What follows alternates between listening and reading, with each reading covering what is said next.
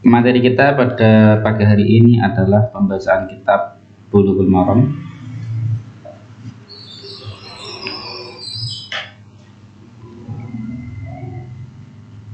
tentang at-tahiyat terakhir. Lafaz at-tahiyat ya Bu ya. At-tahiyatu lillah wassalawatu. Ya, sedikit saya lebih jelaskan bahwa ada beberapa pandangan ulama tentang cara duduk at-tahiyat, Bu. Okay. Apakah at-tahiyat terakhir itu nanti harus tawaruk atau iftirosh ya, atau bagaimana ya? Ini ada beberapa penjelasan perbedaan daripada ulama. Kalau umumnya yang kita kerjakan kan, kalau at-tahiyat pertama itu ya kakinya di kaki kiri diduduki, gitu okay. At-tahiyat akhir taruh di bawahnya, ini yang bawahnya kayak yang umum memang yang sering kita lakukan juga seperti itu, dan memang ya sudah yang kita kerjakan begitu. Tapi di sini kita sebagai wawasan saja bahwa ada beberapa penjelasan daripada mazhab yang lain, dan itu semuanya juga benar ya, bahwasanya dalam mazhab Malik misalkan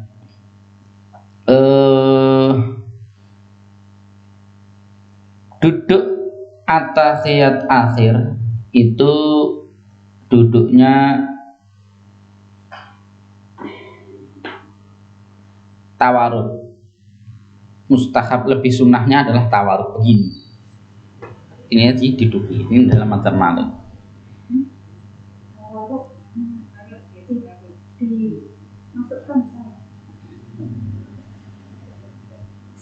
Oh iya betul sih, betul balik saya menegakkan kaki kanan dan menaruh kaki kiri di bawahnya, itu tawaruk.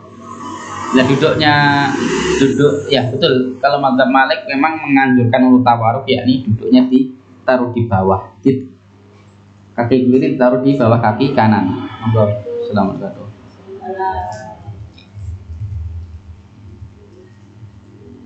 Dan ini umum di dalam semua sholat, baik sholat itu sholat at-tahiyat, sholat 2 rakaat, sholat 4 rakaat, maupun sholat baik at-tahiyat akhir maupun at-tahiyat awal. Di dalam mazhab Malik itu sunnahnya tawaruk kabeh. Pokoknya kalau itu at-tahiyat maka tawaruk setiap sholat.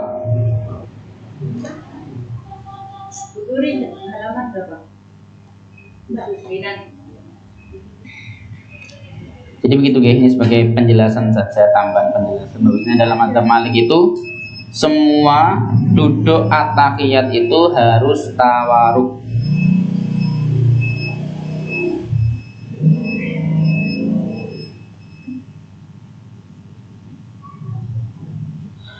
Tapi sebaliknya dalam mazhab Hanafi itu sangat bertolak belakang dengan mazhabnya Malik, di mana dalam mazhab Hanafi itu semua duduk at-tahiyat itu harus iftirosh.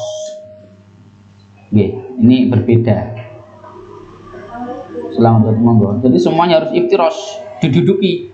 Gak ada duduk tawar begini, gak ada dalam mazhab Hanafi. Ini sebagai penjelasan gitu, guys.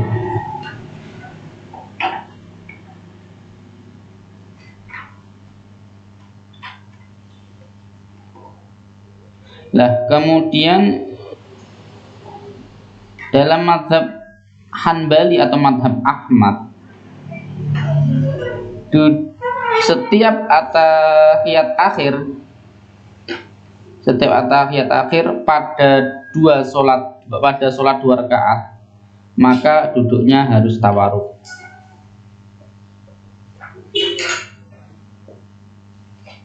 Pokoknya maaf, saya salah ngomong begini. Dalam mazhab Hanbali setiap sholat yang ada 2 tasyahudnya, maksudnya juga sholat 3 rakaat maupun per rakaat ya, kan itu ada 2 tasyahudnya, maka at-tahiyat akhirnya harus tawaruk. Saya ulangi ya, dalam mazhab Malik bahwasanya setiap sholat yang di situ ada 2 tasyahud atau 2 at-tahiyat lah bahasa sederhananya, maka At-tahiyat terakhirnya atau tasyahud akhirnya harus tawaruk. Berikutnya mazhab Syafi'i itu tidak membatasi. Dalam mazhab Syafi'i duduk tawaruk di setiap tasyahud akhir secara mutlak. Nggak peduli bahwa itu sholat yang dua atau tiga atau empat, pokoknya kalau akhir harus tawaruk gitu. Bedanya dengan Ahmad tadi, harusnya tawaruk ketika ada dua tasyahud begitu. Ada dua tasyahud. Kalau misalkan hanya dua sholat saja, maka duduknya tidak tawaruk. Kok bingung nih ngono sih? Yes, gitu. Sebagai penjelasan saja. Lah, kita orang Indonesia biasanya yang kita kerjakan selama ini adalah yang terakhir tadi. Pokoknya nih at-tahiyat akhir itu ya tawaruk. Gitu gitu. Gak peduli itu sholat 2 rakaat, 3 rakaat, 4 rakaat, ya. Pokoknya nih at-tahiyat akhir itu tawaruk.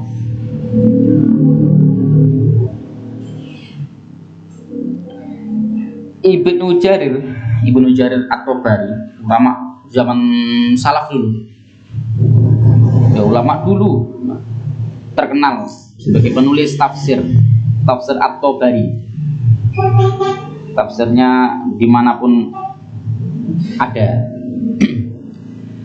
Beliau mengatakan semuanya ini itu wuridat, ada sanadnya, ada riwayatnya.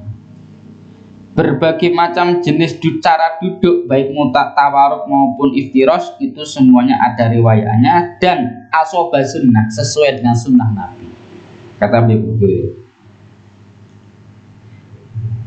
baik yang pertama, kedua, ketiga ataupun keempat, semuanya itu sesuai dengan sunnah Nabi, asoba sunnah istilahnya, sesuai dengan sunnah Nabi dan berdasar ada sanadnya.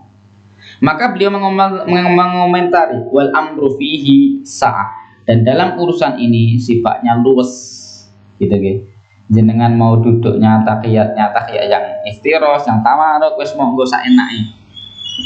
Kok saenake ya gimana? Ya kalau biasanya tawaruk saja, tapi kadang-kala pengen iftirosh juga apa-apa. Sebagai bentuk tabaruk, mencari berkah dari apa yang diajarkan oleh Nabi. Kalau biasanya kan kita tahiyat akhir kan begini ya sesekali pas sholat duha tadi gini ya tahiyat akhir. Benar-benar itu merupakan asoba sunnah, sesuai dengan sunnah juga sebagai bentuk tabaruk, mencari berkah dari ajarannya Nabi SAW, seperti itu. Nah itu tadi kenapa kok saya harus menyampaikan perbedaan pendapat tadi, supaya kita ada pandangan luas begitu. Ternyata itu boleh dan kita pun juga mengerjakannya pun juga boleh, bertujuan untuk tabaruk. Itu nih. Nanti ngajari ke anak-anak bagaimana ya sudah, yang tradisinya bagaimana gitu aja. Tahiyat akhir ya di iftirah tawaruk gitu aja kalau untuk anak-anak. Ini konsumsi bagi kita yang sudah mahasiswi kelas atas gitu nggih. Itu macam-macam duduk ketika at-tahiyat.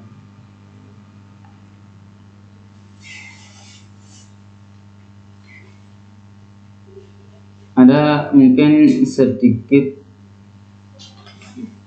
tambahan, bagaimana di posisi duduk kita sebagai makmum masbuk. Pada at-tahiyat akhir itu duduknya tawaruk atau iftirosh seperti imam. Sholat zuhur saya telat 2 rakaat, kemudian imamnya itu duduknya at-tahiyat akhir tawaruk, ya tawaruk. Apakah saya harus duduk tawaruk atau duduk iftirosh? Nah, kita selama ini berpandangan bahwasanya duduk tahiyat akhir kan harus ditawarukkan kan gitu. maka bagaimana? Itu juga bebas dengan tawarik maupun iftirosh bebas juga. Tetapi kalau kita berpedoman pada satu mazhab, kalau imamnya itu tawaruk, ya kita ikut tawaruk. Tawaruk. Begitu. Wallahu a'lam bishawab. Kalau kita berbeda gerakannya dengan imam dalam soal gerakan, dalam soal cara duduk seperti itu, boleh enggak? Boleh. Boleh saja. Diperbolehkan. Di dalam antahiyat akhir, imam kan tawaruk, ya. Kemudian saya duduknya iftirosh, boleh enggak? Boleh juga. Tapi kalau kita biasa tradisinya itu iftirosh, tawaruk dalam antahiyat akhir, ya sudah ikuti imam saja di antahiyat akhir. Dalam soal-soal seperti ini boleh berbeda dengan imam. Tetapi kalau dalam soal mendahului gerakan itu tidak boleh. Imamnya baru Allahu Akbar belum sampai sujud, ya kita sudah dulu jatuh duluan, ngantuk misalnya, nggak boleh seperti ini.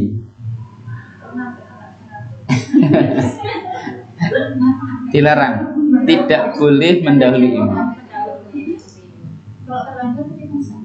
Ya sah sisa, tapi tidak boleh.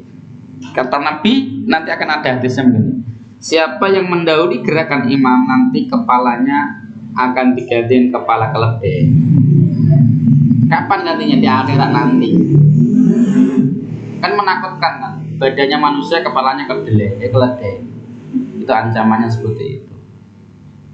Maka ya imamnya juga mengantisipasi tentunya. Maka imam itu sunnahnya kan gerakan dulu baru ucapan.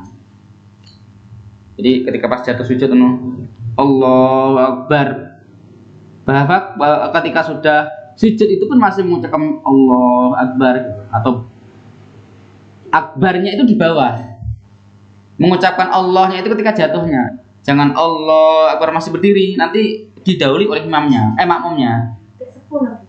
Iya. Maka kondisikan imam itu lebih mendahulukan gerakan daripada omongannya. Begitu juga ketika berdiri dari rakaat pertama ke rakaat kedua gitu kan ya. Itu jangan ketika sujud kita Allahu Akbar gitu, nanti didahului oleh makmumnya.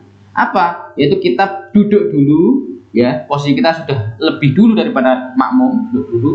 Habis itu baru sambil berdiri mengucapkan Allahu Akbar. Dengan begitu, maka tidak ada yang mendahului gerakan imam. Caranya begitu. Tapi kalau masih sujud terus Allahu Akbar, ya banyak yang mendahului nanti, apalagi yang muda-muda, imamnya masih tua. Imamnya kebalik. Ya betul ya. Imamnya sudah tua, makmumnya masih muda-muda. Kedahuluan, imamnya harus terantanan, harus pegangan mau berdiri. Jadi diupayakan seperti itu. Yang boleh untuk bareng dengan imam itu hanya ucapan amin saja. Ucapan amin boleh. Gerakan tidak boleh menyamai, apalagi mendahului. Sudah nggih, itu at-tahiyat. Tentang lafaz at-tahiyat sudah dibaca atau kemarin itu ya? Yang at-tahiyatu lillah wassalawatu wattayyiban. Assalamualaikum ayuhan nabi wa rahmatullahi wa barakatuh. Assalamu alayna wa ala ibadillahi sholihin. Asyhadu an la ilaha illallah wa asyhadu anna Muhammadan abduhu wa rasuluh. Sekarang berarti mana nih?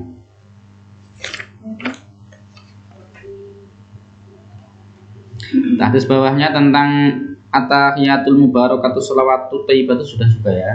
Jadi ini pokoknya jenis-jenis tahiyat begitu saja Bu. Jenengan yang dihafal mana monggo.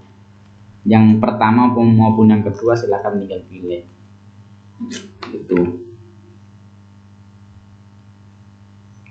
Kalau di sini dari kecil diajari at-tahiyatul mubarakatuh nggih. Ya itu aja yang dihafalkan itu. Tidak usah kalau pengen ganti, pengen cari yang di atas, cari sensasi lain, rasanya kayak apa baca yang pertama, enggak apa monggo dihafalkan. Gitu. Ya macam-macam at-tahiyat. Ustaz, Nggih. batas ketertinggalan sholat, misalnya di Ustaz, di rakaat pertama kita kan karena mengejar imam, jadi kita sudah niat pas kita Allahu Akbar ternyata imam proses ruku, itu kita kan masih masuk rakaat pertama atau sudah termasuk tertinggal? Ketika kita Allahu Akbar, imamnya sudah rukuk lang. Iya, Sudah tapi rukuk. kita kan mepet gitu Ustaz ya, Allahu Akbar, imam gerakan rukuk. Itu masuk tertinggal atau masih masuk tidak tertinggal di rakaat Nah, pertama? kata Rasulullah, man adraka rokatan faqad adraka rokatan. Siapa yang mendapati rukuk, maka dia telah mendapatkan satu rakaat. Berarti tidak tertinggal. Ketika kita masih bisa rukuk bersama dengan imam, ya, imamnya rukuk, kita sudah bisa nututi rukuknya, kita juga ikut rukuk bersama imam, kemudian berdiri bersama imam, maka kita tidak tertinggal. Lo katanya kan baca Al-Fatihah wajib, enggak baca Al-Fatihah berarti dia satu rakaat itu kehilangan, kan begitu? Sengaja nggak baca Fatihah, misalkan gitu. Iya, maksudnya kan kita nggak doa apa-apa. Nah, katanya siapa yang nggak baca Fatihah satu rakaat kehilangan. Dalam kondisi ini tidak. Sudah lewat kan babnya, pernah kita sampaikan ya. Kalau dalam kondisi seperti ini, atau dalam kondisi ketika imamnya itu bacaannya cepat, kita Al-Fatihah belum selesai, tiba-tiba imamnya Allahu Akbar, Allahu Akbar, Allahu Akbar. Gimana? Ikuti imam. Lah dosa enggak? Sing dosa imamnya. Kalau misalkan imamnya terlalu cepat. Gitu. Jadi kalau sengaja tidak membaca Fatihah, ya dia kehilangan satu rakaat. Satu rakaat ini yang tidak sah. Bukan seluruh sholatnya yang tidak sah, tapi satu rakaat. Karena kita tidak mengerjakan yang wajib. Kalau yang kita tinggalkan itu yang rukun, maka kita kehilangan seluruh sholat ini. Yang rukunnya kayak apa? Ngadep kiblat, kemudian pakai baju, kemudian juga pakai wudhu gitu kan. Maka meskipun kita sholatnya khusyuk, kalau auratnya kelihatan,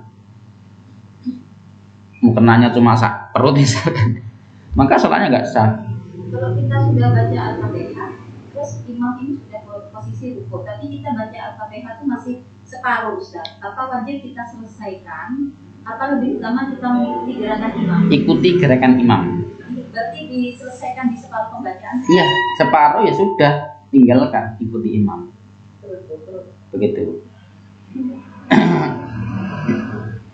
Kalau dasarnya kita masbuk, dimaklumi. Tapi kalau dasarnya itu imamnya yang gopoh, yang tergesa-gesa, imamnya tidak tahu baca Fatihah atau belum, tadi tiba-tiba sudah rukuk itu, maka yang dosa imam, Intinya kita mengutamakan mengikuti imam. Iya, tetap kita mengutamakan imam, nggak boleh kita buatan gerakan sendiri.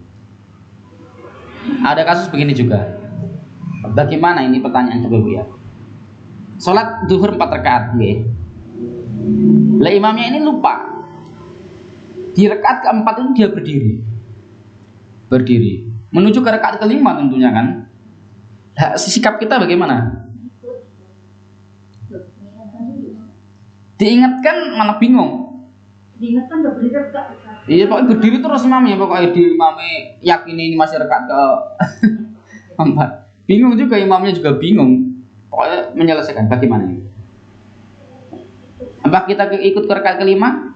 Berarti sholat zuhur kita 5 rakaat, bid'ah namanya. Terus nungguin imam. Nggak sah sholat kita. Atau bagaimana? Kalau salam kan dulu imam salam. Nah, di situ ada penjelasan dari para ulama fikih. Ketika seperti itu kondisinya, silahkan makmumnya itu duduk saja, menunggu imamnya ini gerakan satu rakaat selesai, itu salam bersama imam. Caranya seperti itu. Kalau kita secara sadar, secara sengaja bahwa ini sudah masuk ke rakaat kelima, kok ngikuti, bahwa sholat kita batal. Yang sholat zuhur kok 5 rakaat aja bid'ah, dosa, nggak sah, malah dosa. Begitu. Ya. Kadang imam kan malah bingung ini.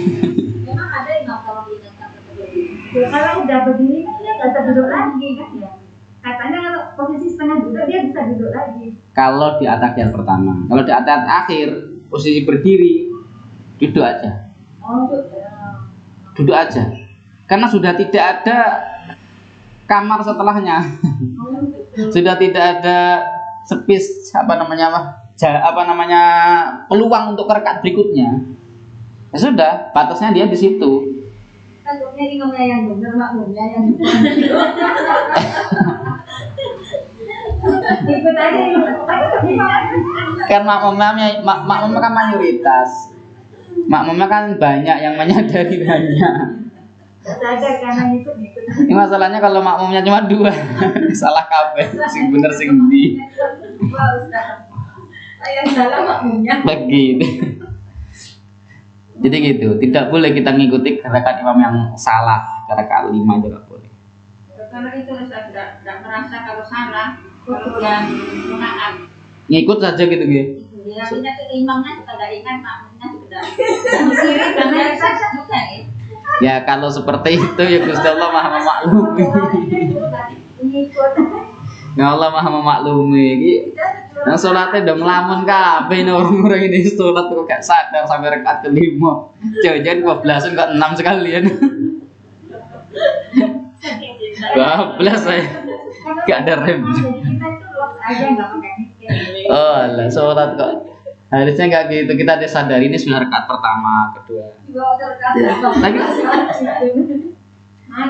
kalau jadi bangun pikiran kita lebih longgar. iya. Misalnya kita yang penting ikut ya gitu. Yang jadi imam itu kadang tegang, rakaat kepiro ya lali. Apa meneh sholat tarawih, sekat kepiro. Cek mikir hafalan, mikir rakaat deh. Kadang kacau. Imam itu juga nggak semudah yang dibayangkan loh Bu, keder juga. Yang jadi imam jadi kata siapa Ustaz siapa itu menerangkan imam itu kalau salah pelan-pelan aja kamu negurnya, jangan kamu bentak tolong kamu juga kaget. Kondisinya itu dia itu tertekan juga, mikir hafalan, baca surat apa, kemudian juga rakaat pertama. Itu yang tidak biasa imam seperti itu. Kayak saya yang nggak bisa imam, biasanya seperti itu. Saya akui. Sholatnya tarawih itu sering lupa, nggak tahu berapa rakaat tadi. Begitu jemaah sekalian ya, tentang tadi at-tahiyat.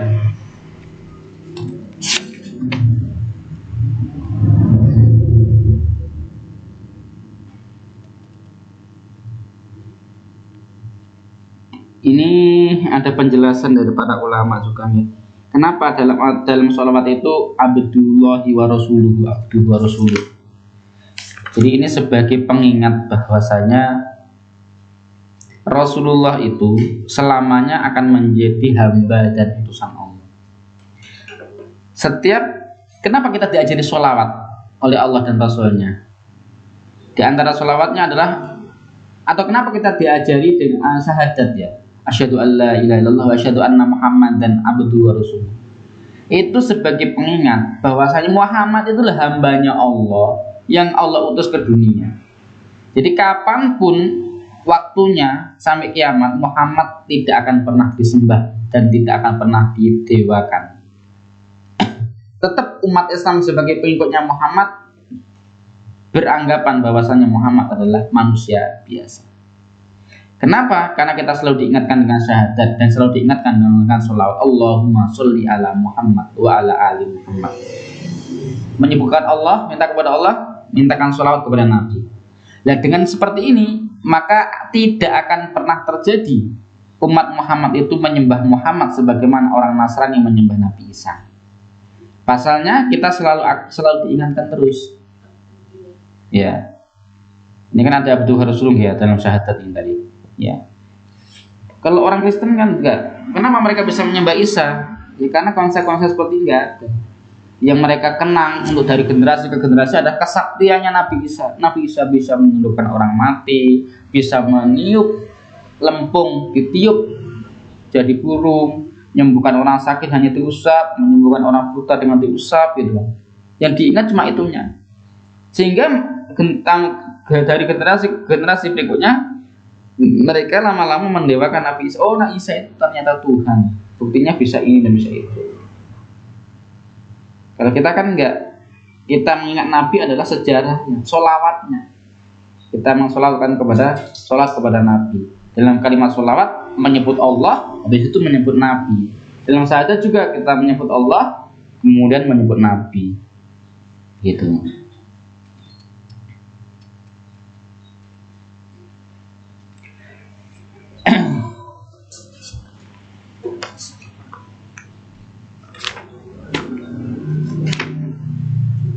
Nah, kemudian penjelasan ini kita belum langsung pada hadis gitu. Gak apa-apa, penjelasan dari ulama memang belum beranjak dari hadis ini.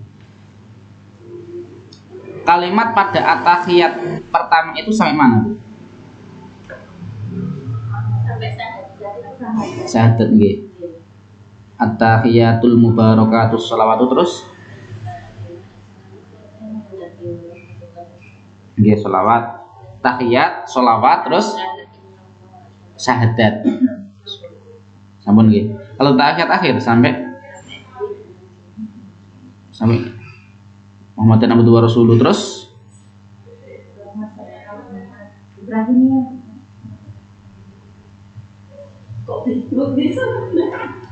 sing biasa nih Pak, ini gimana Pak? terus syahadat Nggih. sampai hamidul majid. Nah, nek salat sing diwaca padha Otomatis. Iya. Ruang.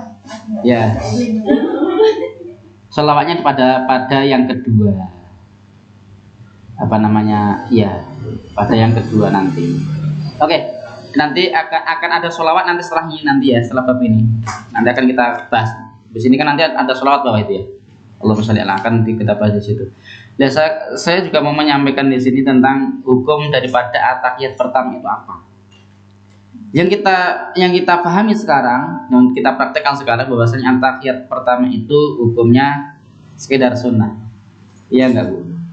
Sehingga ketika kita enggak at-tahiyat, salatnya tetap sah. Rakaatnya dapat. Meskipun nanti ada sujud sahwinya. Oke. Ajma' ulama, para ulama itu sepakat bahwasanya ada syariat at-tahiyat pertama. Di setiap 2 rakaat dalam sholat 4 rakaat atau 3 rakaat. Itu sudah sepakat itu. Ada disyariatkan. Nah, disyariatkan ini nanti masih dipecah. Maksudnya disyariatkan ini sifatnya sunnah atau wajib. Gitu. Kalau disyariatkan, iya disyariatkan. Memang ada contoh dari Nabi. Jadi kalau disyariatkan, semuanya ulama sepakat bahwasanya at-tahiyat pertama itu ada di dalam setiap 2 rakaat dalam sholat 3 rakaat dan 4 rakaat.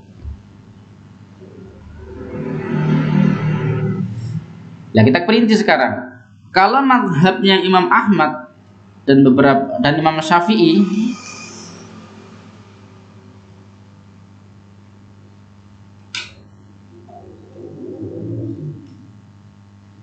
hukumnya wajib.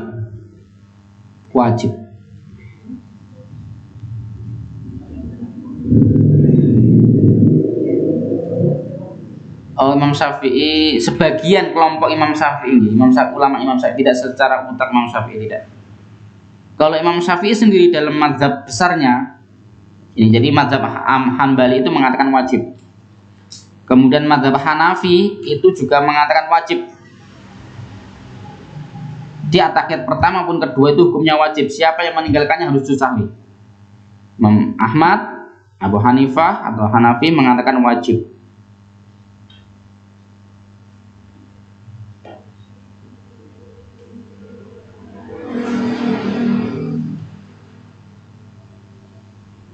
Sedangkan mazhabnya Malik dan mazhabnya Syafi'i mengatakan hukumnya hanya istihbah, hukumnya cuma sunnah saja, tidak sampai wajib.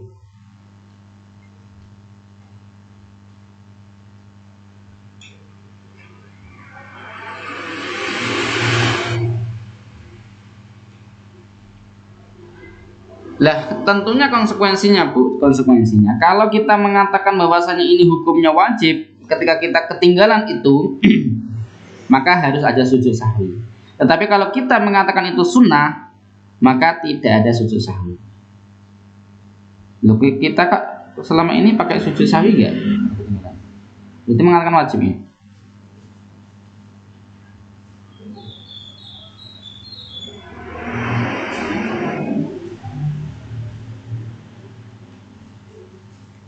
Lah, jadi begini.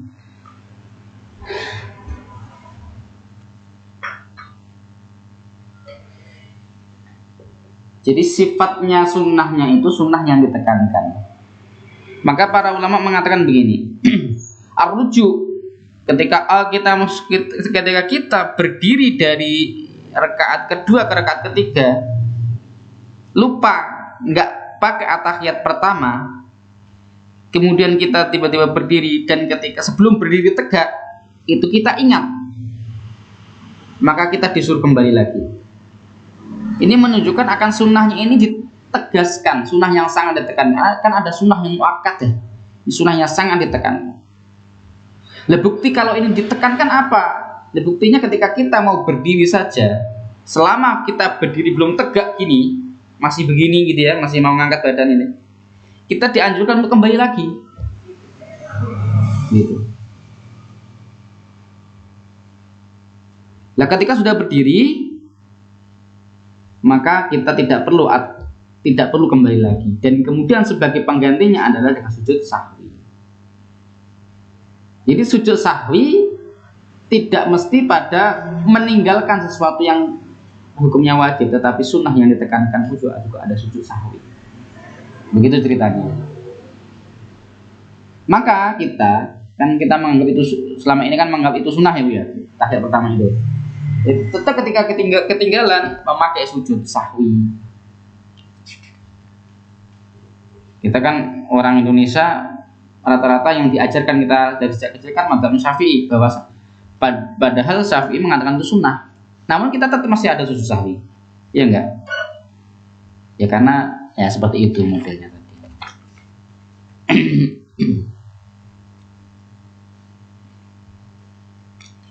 Kalau ditinggalkan dengan sengaja, kalau nggak sengaja ataupun lupa, pokoknya tiba-tiba selesai gitu aja, ya wes. Kalau nggak lupa, kalau lupa ya sudah gimana. Oke, kita baca hadis bawahnya Bu. Ini kita belum masuk pada hadis ya. Memang pekan kemarin kita kilas begitu saja, nggak begitu detail seperti ini. Jumat ya Bu ya, pekan kemarin. Biasanya kalau udah Jumat itu suara bising di masjid itu konsentrasinya sudah pecah. Pun kita lanjutkan di bawahnya. Bismillahirrahmanirrahim. Wa an Fadolah bin Ubaidin radhiyallahu anhu qala, dan dari Fadolah bin Ubaid semoga Allah meridhoinya, beliau mengatakan, Sami'a Rasulullah sallallahu alaihi wasallam, Rasulullah sallallahu alaihi wasallam mendengar rajulan seorang laki-laki yang yad'u berdoa fi salatihi di dalam salatnya.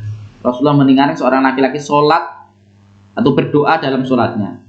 Walam yahmadillah, dan dia tidak memuji Allah. Walam yusalli ala Nabi sallallahu alaihi wasallam, dan tidak sholawat kepada Nabi sallallahu alaihi wasallam. Faqala, maka Nabi bersabda, ajilah hada, tergesa-gesa orang ini. Summa kemudian da'ahu, Rasulullah memanggilnya. Faqala, maka Nabi bersabda, memberikan nasihat kepada dia, idza apabila sholat ahadukum, salah seorang kalian, falyabda, maka hendaklah memulainya bitahmidi rabbihi, dengan memuji Rabbnya, wasana, dan memuji juga alaihi atasnya. Sana itu menyanjung alaihi atasnya. Kemudian yusoni, dia sholat ala Nabi sallallahu alaihi wasallam, dia sholawat kepada Nabi sallallahu alaihi wasallam. Kemudiannya da'u, berdoa bima sya'a, dengan apa yang dia kehendaki. Rawahu Ahmad wa salasah, dikeluarkan Imam Ahmad dan imam yang ketiga, wasahha Tirmidzi wa Ibnu Hibban wal Hakim, dan disahihkan oleh Imam Tirmidzi, Ibnu Hibban, dan Imam Al-Hakim.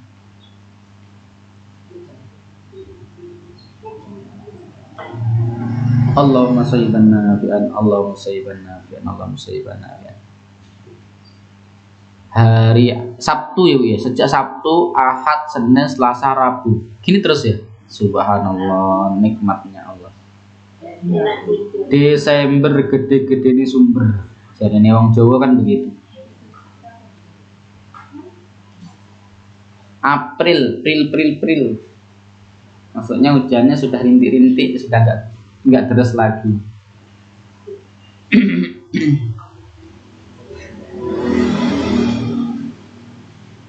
disyukuri. Nek gak udan digolek, ini udan dikeluhkan atau udan. Jangan seperti itu. Hujan alhamdulillah. Meskipun basah ya alhamdulillah, ini nikmat Allah. Nek gak udan ya repot dhewe to. Air pada asar gitu. Sempat repot juga kemarin saya itu ketika sumur saya itu setengah hari itu ngisi sak tandon nggak penuh. Setiap hari harus mancing. Repot juga. Nah, terus-terusan aku nanti minta bantuan ke KSJ, minta bantuan air. Iya. Nah, itu sempet macet ya, sempet ya sini ya di situ juga. Dan beberapa warga itu juga talun juga asal nggih mengalami asal juga. Nah ini terus-terusan sampai nanti 2021 kayaknya terus ya minta bantuan ke KSJ betul nanti. Nggih, jamaah sekalian rahimakumullah, pokoknya disyukuri. Kita kembali pada hadis ini. Suatu ketika Rasulullah sholat.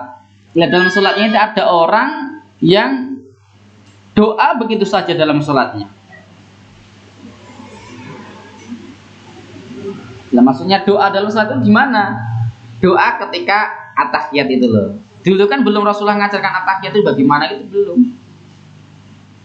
Bisa juga doa ketika sebelum salam. Bisa juga doa ketika sujud gitu. Rasulullah mendengar doa orang yang lagi sholat. Lah doanya itu dia langsung gegabah. Gegabah niku tergesa-gesa langsung dan jaluk gitu aja, minta gitu aja kepada Allah. Tanpa diawali dengan memuji Allah, menyanjung dan sholawat kepada Nabi. Langsung berdoa, ya Allah, aku minta duit. Betul. Tanpa dimulai. Nah kita kan biasanya alhamdulillah hamdan yuwafi ni'amahu wa yukafi mazidah. Terus Allahumma sholli wa sallim ala sayyidina Muhammad. Habis itu baru Allahumma gfir dan seterusnya. Lil mu'minin wal mu'minat atau Allahumma ya Allah dan seterusnya, minta apa? Dimulai. Ya, tanpa dimulai seperti itu. Maka Rasulullah mengomentari ajil hada. Orang ini tergesa-gesa ini orang ini. Minta kepada Allah kalau seperti itu, enggak sopan ini. Gitu. Kemudian Rasulullah Shallallahu Alaihi Wasallam mengajarkan kepada orang itu, kamu kalau berdoa kepada Allah, mulailah dengan cara memuji dan menyanjung Allah, sholawat kepada Nabi, lalu barulah kamu berdoa dengan doa yang kamu kehendaki. Ini adalah adab-adab etika di dalam berdoa seperti ini. Tidak seperti kau, ya Allah, minta mobil. Tidak sopan. Kita manusia saja Bu ya, kita manusia saja kadang minta ke ibunya duit Bu. Itu biasanya apa ibunya ngasih, ataupun ini justru malah ibunya nggak mau kasih karena dia gedak orang tua. Tapi kalau dia memulai dengan cara mijit ibunya dulu, pura-pura bantu nyuci, jemurkan, coba-coba mijit ibu yang begitu. Habis itu selesai kerjaan Bu, teman saya pada beli es krim Bu, belikan es krim Bu, pasti dikasih. Kenapa? Karena sudah bisa mengambil hatinya ibunya, gitu. Kalau tiba-tiba budak duit Bu, orang tua biasanya ya mikir-mikir ngasih duit ke dia itu. Paling tanya dibuat apa? Untuk apa? Kan begitu. Tadi pagi sudah dikasih, minta lagi. Begitu kan tuh ya biasanya ya. Sebagai orang tua. Tapi kalau mikir anaknya sudah baik kayak kita dulu gitu kan, nggak minta pun sudah dikasih kan gitu. Nggak tahu biasanya mana berasnya. Yo tiap hari tak kasih langsung dibuat sama sekolah. Ya itu contoh sederhananya saja. Nah begitu juga kita dengan Allah itu dengan cara yang sopan juga. Datang ke Pak Klepon, Pak tanda tangan Pak. Tanda tangan apa? Tanpa ada basa-basi kan juga nggak mungkin. Apa dikasih juga. Pak bantuan Pak, ada bantuan. Harus ada proposal dengan kalimat yang rapi, yang indah gitu kan. Ada kopsnya, ada tanda tangannya rapi, sesuai dengan prosedur baru di ACC. Kan begitu. Kepada Allah pun juga hal yang sama.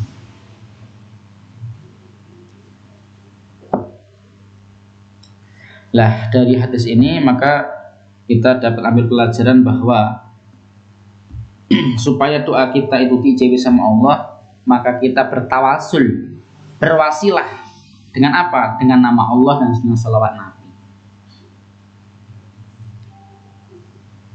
Tawasul itu wasilah yang menalangi, yang menjadikan jembatan antara kita dengan Allah itu dengan baca salawat dan memuji Allah sana. Kan ada hadisnya, hadis sahih juga ya. Doa itu tidak akan Allah terima atau masih terkatung-katung di antara langit dan bumi sebelum dibacakan sholawat. Baru ketika sudah dibacakan sholawat, maka doa ini bisa tembus ke langit, nyampe ke Allah dan Allah ijabah. Kalau nggak disolawati, nggak iso tembus langit. Ini hadis sabda Nabi. Gitu. Lah, oleh karena itu di dalam kitab Al-Jawab Al-Kafi karya Ibnu Qayyim Al-Jauzi, beliau memberikan adab-adab di dalam berdoa.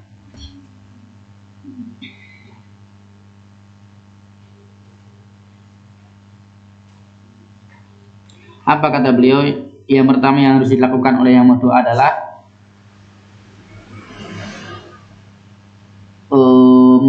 merendahkan diri, merendahkan hati, lemah di hadapan Allah, merasa lemah, hina di hadapan Allah. Rikoh, pengakuan ketidakberdayaan di hadapan Allah. Ya Allah, Gusti aku gak iso apa-apa, pokoknya boleh diomong juga boleh ya. Ya Allah, hambamu yang lemah ini gak bisa apa-apa ini ya Allah. Pengakuan kelemahan. Di situ kata beliau menghadap kiblat. Kedua. Ketiga, dalam kondisi toharoh.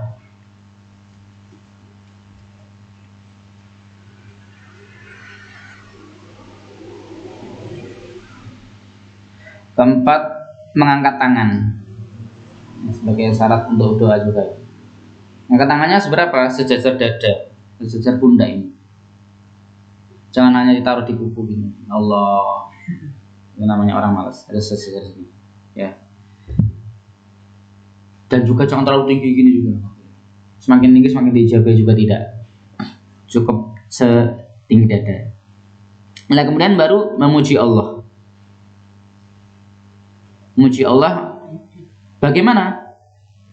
Terserah jenengan. Bisa dengan Asmaul Husna, ya Allah, ya Rahman, ya Rahim, dan seterusnya. Atau sesuai dengan Asmaul Husna, Asmaul Husna itu sesuai dengan apa yang kita minta. Kita minta rezeki banyak, yang kita puji adalah ya Ghani, ya Ghani, ya Allah, ya Ghani, berilah aku rezeki yang cukup. Pokoknya memuji Allah. Syukur baca Asmaul Husna semuanya juga boleh. Atau nyuplik dari atau ngambil salah satu daripada nama Allah yang berkenaan dengan apa yang kita minta juga boleh. Kalau mintanya rezeki ya Rozak, ya Rozak, ya Rozak. Atau kita pakai yang sering dibaca oleh orang-orang tahlil itu, Alhamdulillah hamdan yuwafi ni'amahu wa yukafi mazidah, dan seterusnya itu juga boleh. Pokoknya memuji Allah. Kemudian menyanjungnya. Memuji dan menyanjung apa bedanya? Memuji dengan nama-nama baiknya, nama-nama indahnya Allah, Asmaul Husna. Kalau menyanjung ya dengan bahasa kita, ya Allah, Engkau Maha Pengasih dan Maha Pemurah, Engkau Maha Hebat, Engkau Maha segalanya ya Allah. Aku hidup ini karena berkat Engkau ya Allah. Tanpa ulu tanganmu aku tidak bisa mampu apa-apa. Engkau telah menghidupkan aku sekian tahun ya Allah. Itu semuanya berkat Engkau. Pokoknya kita memuji Allah. Menyanjung, memuji, menyanjung. Kelima ya. Keenam menyanjung tadi. Keenam menyanjung. Beda soalnya. Kemudian ketujuh adalah sholawat kepada Nabi. Habis itu Allahumma sholli wa sallim ala sayyidina Muhammad. Allahumma sholli ala Muhammad wa ala ali Muhammad. Pokoknya begitu. Pakai sholat Ibrahimiyah juga malah bagus. Allahumma sholli ala Muhammad wa ala ali Muhammad kama shallaita ala Ibrahim wa ala ali Ibrahim wa barik ala Muhammad wa ala ali Muhammad kama barakta ala Ibrahim wa ala ali Ibrahim fil alamin innaka Hamidum Majid. Boleh. Malah semakin bagus, komplit sholawatnya. Kemudian setelah sholawat baru selanjutnya adalah membaca kalimat-kalimat istighfar, tobat. Ini yang kita dulukan. Selawat, habis itu kita membaca kalimat-kalimat tobat. Yang kita baca itu dulu. Dan biasanya gimana? Kalau khatib Jumat itu bisolawat ya, yang dia baca kalimat taubat adalah Allahumma ighfir lil muslimina wal muslimat wal mu'minina wal mu'minat. Atau kalau yang sering saya baca Allahumma ighfirli wali walidayya, saya diri pribadi saya, kedua orang tua, kemudian baru muslimin yang ada di sini gitu. Pokoknya yang ke-8 ini adalah kalimat-kalimat taubat dulu. Jadi istilahnya sebelum kita minta mensucikan diri dulu gitu loh. Bersolawat baru mengucapkan kalimat istighfar. Ya Allah, ampunilah dosa-dosaku. Kalau nggak bisa pakai bahasa Arab, ya Allah, ampunilah dosa-dosaku ya Allah. Nah, kemudian yang ke-9 baru masuk pada inti doanya. Gitu. Maka kenapa saya selalu mendahulukan doa Allahumma ighfir wali walidayya dan seterusnya itu dalam doa-doa saya ketika doa bareng-bareng, karena memang sunnahnya seperti ini. Habis baca sholawat, kemudian juga menyanjung Allah, memujinya, sholawat, kemudian baru membaca doa-doa istighfar ya. Atau syukur baca astagfirullah atau Allahumma anta rabbi dan seterusnya juga boleh. Kemudian baru inti doanya. Nah, kemudian di dalam sela-sela doa juga ada sunnahnya juga ya. Apa? Untuk menyisipi nama atau asmaul husna sesuai dengan apa yang kita minta. Ya Allah ya Razzaq, jenengan paringi lancar usaha saya ya Allah ya Razzaq. Kan menyelipkan kalimat-kalimat atau nama-nama Allah yang mulia. Pengen kaya ya Allah ya Ghani, berilah saya kekayaan ya Allah misalkan gitu ya. Kalau pengen dikasih ya Allah ya Rahman, jadi gitu. Yang kita panggil itu Allah, nama Allah yang sesuai dengan keinginan kita. Kan ada 99 nama olehku. Terserah dengan sesuai dengan kondisi jenengan minta apa. Dipilih itu. Jadikan wasilah nama Allah di dalam doa-doa kita. Itu, nggih. Monggo halal sambil nyambi juga angsal. Halal insyaallah. Nggih, daripada ngantuk pada nyamil. Pokoknya kalau mulutnya diam berarti ngantuk. Nggih. Nggih. Itu cara doa Bu nggih. Jadi setiap kita berdoa itu memakai nama Allah di dalam panggilan kita sesuai dengan yang kita minta.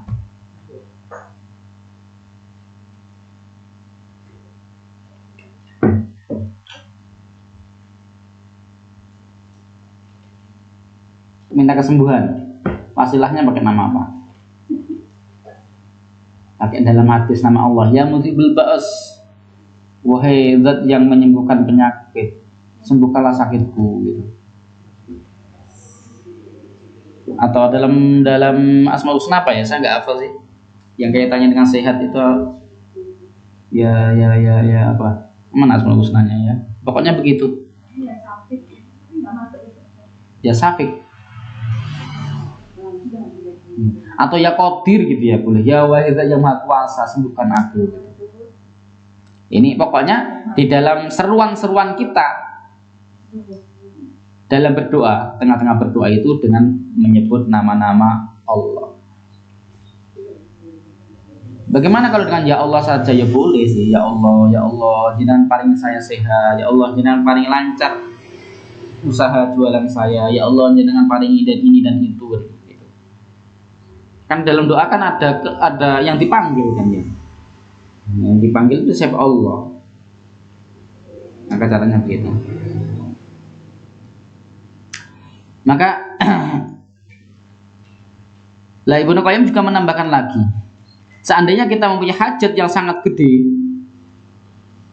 selain ada adab-adab itu, maka terlebih dahulu kita memakai adab, yaitu memakai adab sedekah. Maksudnya apa? Maksudnya sedekah dulu gitu loh maksudnya. Kalau kita punya hajat besar, selain kita mempraktekkan adab-adab yang ini tadi, terlebih dahulu kita sedekah. Sedekah entah 10.000, 5.000 gitu kan, sebagai wasilah nanti dalam doa kita. Habis sedekah kepada orang lewat misalkan 20.000, habis itu kita masuk rumah, sholat 2 rakaat, berdoa kepada Allah dengan adab-adab seperti ini.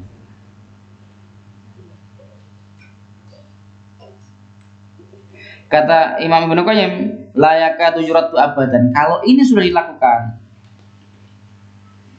dijamin tidak akan mungkin Allah menolak doa.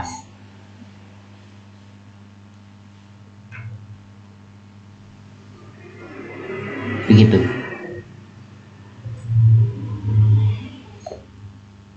Oke, jadi doa itu harus ada prosedurnya, ada prosedurnya supaya legal di mata Allah dengan cara seperti ini.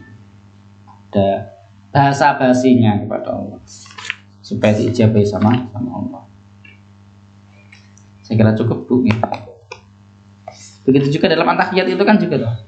Antahiyat itu kan semuanya puji-pujian kepada Allah, syahadat terus sholawat. Lah baru nanti ada inti doanya di situ. Apa? Allahumma inni a'udzubika min adzab jahannam wa min adzabil qabr wa min fitnatil mahya wal mamat wa syarri fitnatil masih dajjal. Nah, dari sepanjang at-tahiyatul mubarakatuh sampai selesai itu semuanya adalah pujian kepada Allah dan sholawat kepada Nabi. Ya enggak? Baru kemudian di pungkasannya itu Rasulullah menganjurkan untuk nambah doa. Apa doanya? Nanti akan ada juga setelah ini. Allahumma inni a'udzubika min adzab jahannam wa min adzabil qabr wa min fitnatil mahya wal mamat wa syarri fitnatil masih dajjal. Apal Bu? Itu inti doa. Doanya cuma sak cumit, tapi apa? Pengantarnya ini banyak. Itu pengantarnya banyak. Itu yang diinginkan Allah. Kalau model seperti itu pasti diijabahi. Saya kira cukup, mudah-mudahan bermanfaat. Allahumma taqabbal minna innaka antas samiul alim wa tub alaina innaka tawwabur rahim. Ahdana Allah ila qamitarik subhanakallahumma wa bihamdika asyhadu an la ilaha illa anta astaghfiruka wa a'udzu bika walhamdulillahi rabbil alamin. Assalamualaikum warahmatullahi wabarakatuh.